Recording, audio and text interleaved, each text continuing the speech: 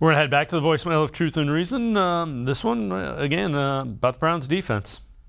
Hi, Dave. Great show. Just saw the end of the Browns game. This is Howard from Marin County. I don't want to be a Debbie Downer, but my last phone call like a week or two ago, I said that they did not have a good defense. I said they're not a top 5 defense. They have all those breakdowns. I can't believe I saw it 2 weeks in a row. I think all of us Cleveland fans out here in the Bay Area are in shock. I think Joe Woods needs to go. Something needs to change. I think Jacoby played a fantastic game. He threw an interception. You know, no one's perfect. I mean, we're all in shock. It's hard to believe the Browns can do it, but they can do it. They can always find a way to lose. Thank you.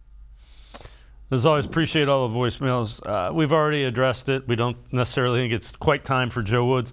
Brissett played really well. PFF grade was 83.2.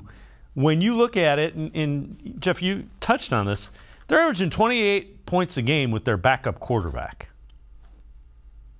First thing, and this was kind of what I put up before the game yesterday, and this is what I thought we needed to see from week 1 to week 2 to Jacoby Brissett. He didn't get any game action over the summer with Amari Cooper. Amari Cooper was supposed to be a huge, huge part. And to their credit, they sat down after week 1, and basically Jacoby Brissett said, let's look at some film here, because look, I know you were open. You know, what can I do to get this to you in the position where, you know, you're open on this route? When am I supposed to have the ball out? They started smart. They started efficiently. Couple of rollouts. Harrison Bryant, hey, take what the defense gives you in those scenarios.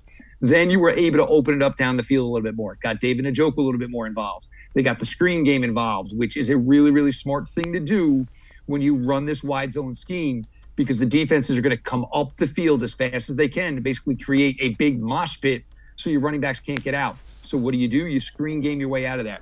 You saw mobility out of Jacoby Brissett yesterday. A couple of nice runs. There was one where he took it, spun, and next thing you know, we fired a 10-yard completion. We saw probably the best of Jacoby Brissett yesterday, and it's a shame that this team takes a loss when Jacoby Brissett went out there and certainly looked like a guy where, you know, I know everybody wants to say backup quarterback, but what you saw yesterday was, you know, hey, now I can see why Jacoby Brissett has gotten a couple of opportunities in this league. You know, the arm is there. And again, no mistakes, which is huge when you were playing with a backup quarterback, to not have your quarterback give the ball up. 2 weeks in a row, he's done that. And this week he came out and he was vastly improved, and he was able to get Amari Cooper fed like he should be as a star receiver.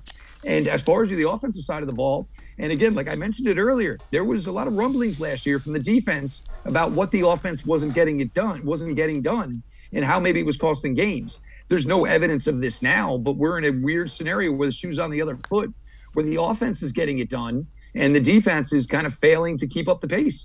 Yeah, I would agree. And the interception that Brissett threw, you know, trying to get into field goal range, that's when you need him to force the ball in, because it's critical that you get close enough to try a field goal. So turning the ball over in that is, you'll take it, because that's when he should be trying to force the ball into a tight window.